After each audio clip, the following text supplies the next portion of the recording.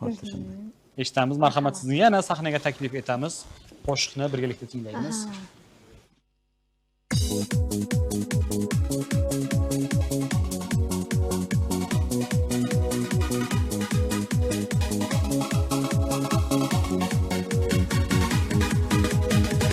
Yar yar aytib yangalar olib ketdi yarimni, aqli bosni kiydirdi, kimga aytay zarimni. Yar yar aytib yangalar olib ketdi yarimni, aqli bosni kiydirdi, kimga aytay zarimni.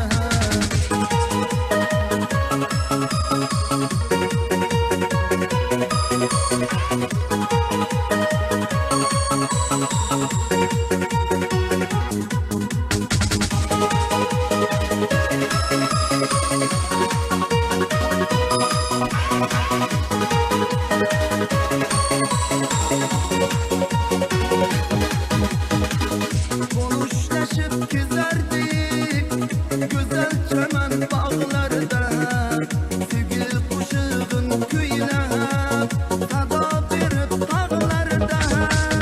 Konuşlaşıp gezerdik güzel çemen bağlarda, sevgili kuşağın küylep sada verip dağlarda. Yar yar aytib yangalar alıp gitti yarımni, aklı basını giydirdi, kimga aytay zarimni. Yar yar aytib yangalar alıp gitti yarımni, aklı basını giydirdi, kimga aytay zarimni.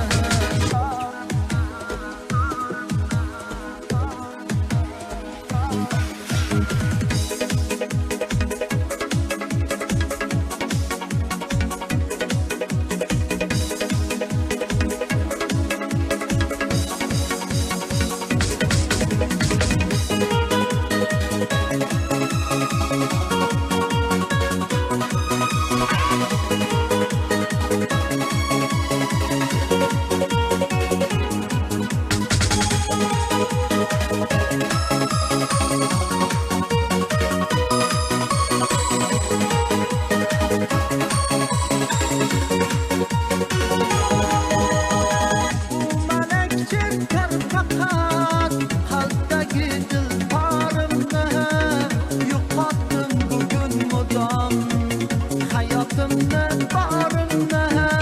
Bu melekçe ter fakat halktaki dilbarımda, yuqattım bugün mudam hayatımda barımda. Yar yar aytib yangalar alıp gitti yarimni, aklı basını giydirdi, kimga aytay zarimni. Yar yar aytib yangalar alıp gitti yarimni, aklı basını giydirdi, kimga aytay zarimni.